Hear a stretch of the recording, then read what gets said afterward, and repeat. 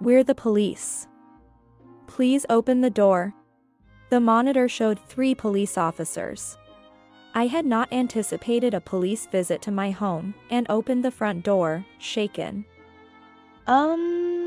Has someone from our house done something? As I timidly asked, one of the officers spoke. We're here to arrest your son for fraud. We only have a daughter, and she's at kindergarten right now. What? There seems to be some misunderstanding. Soon, the situation began to unfold in an unexpected way. My name is Megan Clarkson, 30 years old. I had just divorced half a year ago and returned to my parents' house with my daughter, Olivia. My parents, almost 70 years old, live in the house along with my elder brother, who is 3 years older than me. Despite their age, they are still in excellent health. They warmly welcomed me and Olivia when we were at a loss after the divorce. My mid-30s brother, still single, is a lawyer and supports our parents. It's strange for me, his sister, to say, but my brother is good-looking and financially stable. I wonder why he's not married. On the other hand, having him around reassures me about our parents' future, though it leaves me with mixed feelings. Nevertheless, I'm just grateful for my parents and brother, who have accepted Olivia and me so kindly. They all dote on Olivia, so I plan to rely on this environment a little longer. Then, one day, as we watched TV during a family dinner, a news report came on. A person who warned someone about their nuisance behavior in a public facility was stabbed by the angered individual. Mother commented, "How dangerous," seemingly unconcerned as she continued eating. Father, slightly drunk on beer, seemed to have forgotten about the news already. I also felt detached, as if it was someone else's problem. However, one person in the room was watching the news intently. "Brother? What's wrong? You look so serious." As I spoke, he immediately returned to his usual expression. It's nothing. You were looking at the TV so seriously." "Well, it's just like Mom said, quite dangerous." "Is that all? I didn't know you were interested in this kind of news." "Of course. As a lawyer, I might handle similar cases in the future." I see. It must be tough being a lawyer." Yeah. He looked somewhat gloomy, deep in thought. It's rare to see my brother with such a serious expression at home. Maybe he's handling a similar case at work? I've heard that lawyers and police officers often become targets of resentment, so I'm worried. At home, he usually makes jokes and doesn't seem like a lawyer. His serious demeanor while watching the news felt out of place to me. A few days later. That day, my brother was at work, my parents were on a trip, and Olivia was at kindergarten. I was alone at home. After finishing lunch and cleaning up, the doorbell rang. Yes, who is it? When I checked the monitor, I saw 3 police officers. I was startled, not expecting the police to visit, and was at a loss for words. Wait, why the police? And 3 of them. This isn't just a patrol, is it? Even though I hadn't done anything wrong, I felt paralyzed. As I started to panic, a police officer spoke through the monitor. "Is this the Clarkson residence?" "Yes, it is, but we're the police. Please open the door." My instincts told me not to defy their request. Shaken, I opened the front door to the officers, trembling as I cautiously asked, Has someone from our house done something?" "There's an arrest warrant." "An arrest warrant?" "Yes. We're here to arrest your son for fraud." "Arrest? But I was already overwhelmed by the police visiting my home, and now an arrest warrant. I felt as if my heart was being gripped tightly, making me even more frantic. The officers were wearing masks, so I couldn't read their expressions. However, they seemed young. At that moment, I felt a strange sense of incongruity. Normally, would they send such young officers for an arrest warrant? Besides, there's no one in our house who could be arrested for fraud.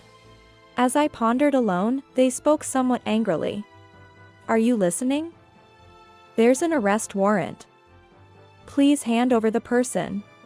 But, you can't just say that all of a sudden. Are you opposing the police? No, it's not like that. Then please hurry up. We're not free either. But right now, I'm the only one in the house, I said with a trembling voice. And the leading police officer sighed heavily and said with a look of frustration, Mr. Oliver Clarkson, he is here, isn't he? Oliver. You mean Olivia? My apologies. It's Olivia, isn't it? Yes. Indeed, Olivia and Oliver do sound similar. But would the police make such a mistake? My distrust in them grew, and a bad feeling settled in my heart. Then, as if sensing my suspicion, they hurriedly continued. Anyway, as a suspect of serious fraud, Olivia's name has come up. Olivia, my daughter? I understand it's hard to believe, but it's true. No, but that's just too much. There's an arrest warrant for your son for fraud. At that moment, I realized the discrepancy I had been feeling. They kept referring to Olivia as a son. I don't have a son, and Olivia isn't old enough to commit fraud. Convinced something was wrong, I told them clearly. Look. I only have a daughter, and Olivia is at kindergarten right now, okay? What? So, my Olivia, my daughter, is a kindergartner. How could such a young child commit fraud? Well, that's, Faced with the reality I presented, the three officers clearly became flustered. They then started whispering to each other, trying not to be heard by me. As I watched their suspicious behavior, the leader noticed my gaze. Puffing up his chest as if nothing was wrong, he confrontationally asked, So, you're trying to fool us, huh? There's an adult male in this house, right? Well, yes, but about 6 feet tall, thin, in his 30s? Are you talking about my brother? Brother. Upon my mention, they all widened their eyes in surprise. I could clearly see their panic. Something was definitely off. But they continued to push their argument forcefully. Well, you see, there's been a mix-up, and your daughter's name ended up on the arrest warrant. But it's actually your brother we're here to arrest. Understand?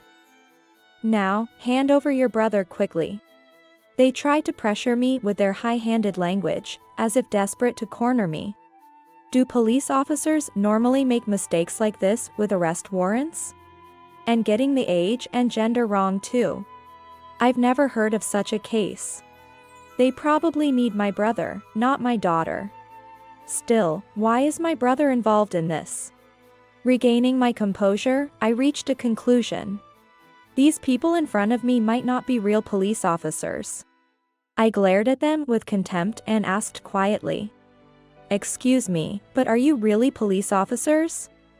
What are you talking about? Of course, we are. But getting the name wrong on an arrest warrant is strange, isn't it? And the age and gender too. Isn't that unusual? That's because we were in a hurry. No, it was urgent. Even so. Is it okay to issue an arrest warrant without proper verification? As I probed further with a hint of provocation, the officer began to get visibly irritated. His face turned red with anger, and he pointed at me, raising his voice. You. It's unacceptable to interfere with police work. If you keep up this attitude, we'll have to. Obstructing public duties? Yes. That's it. We'll arrest you for obstruction of public duties. A police officer who can't even recall the term. Obstructing public duties right away? And I pointed at their disheveled uniforms and spoke plainly. are those uniforms real?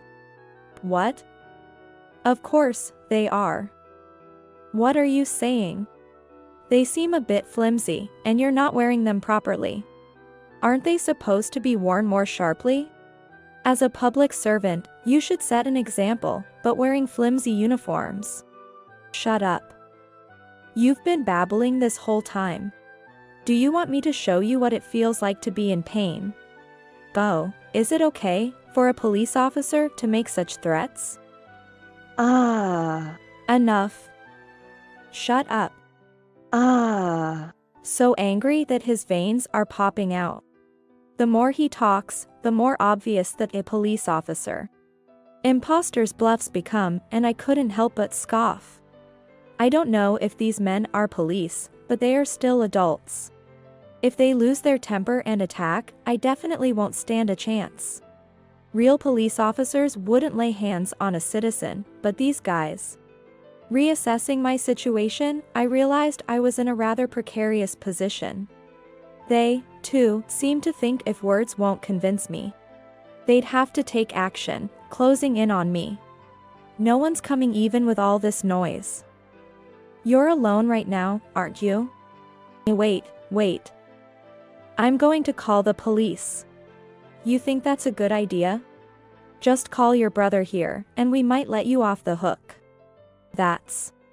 I could tell by the way the leader's eyes gleamed maliciously that he sensed my panic. Even with a mask on, his creepy smile was unmistakable. Alarm bells rang in my head. In this situation, a peaceful resolution seemed almost impossible. Should I rush into the room and call the police? But what if that fails? Ignoring my anxiety, they approached me with smirks on their faces. This is bad. I need to break out of this situation somehow. I'll wait for the right moment and then make a run for it. It's my only chance. Just as I was about to seize a moment of their distraction to escape. I'm home. I heard my brother's voice at the entrance. Brother. I took the afternoon off because the client I was supposed to meet canceled. But who are these people? I wondered how we must have looked to my brother when he came home. 3 police officers and me, glaring at them. He must have been surprised by the strange sight.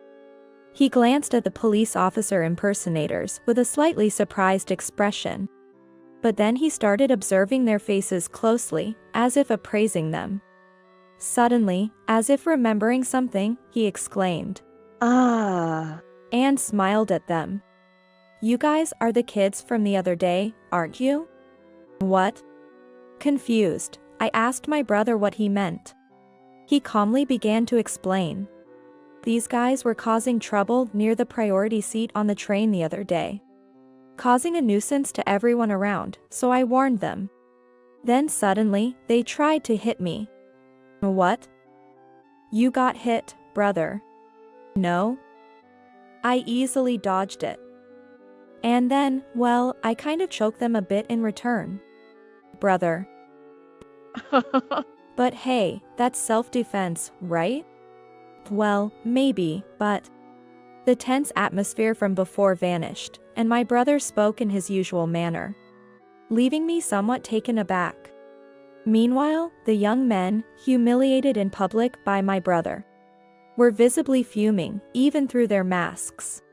They must have thought they couldn't win against my brother head-on. So they resorted to this underhanded method. What would they have done next even if they had managed to arrest my brother? Anyway, it seemed like their ultimate attempt at revenge. I shared the entire sequence of events with my brother, still in disbelief. So, that's what happened. I was really scared, you know? They were demanding to take you away. That's a masterpiece. But Megan, you should have seen through them sooner. That police uniform probably came from a costume shop or something. That wasn't the point. They even said they had an arrest warrant. Ha! They're quite resourceful for their age. Well, thanks to them, we can now take them to court with confidence. At my brother's words, they widened their eyes in shock. As they confronted my brother, they raised their voices. "What do you mean by taking us to court?" My brother began to explain in a deliberately gentle tone. "Isn't it obvious? The moment you impersonated the police, you committed a serious crime." Wait. You can't sue us for something like that. Besides, if you fabricated an arrest warrant, that's a serious crime called forgery of official documents. Hey, how come you know so much about this stuff? Why? Well, because I'm a lawyer. Upon learning about my brother's profession, they all exclaimed in unison, sounding utterly foolish, "A lawyer." Of course, regretting it now was too late. Their misfortune was trying to take revenge on a lawyer in such a trite way. My brother then said clearly and decisively, "If you had learned your lesson when I warned you that time, none of this would have happened.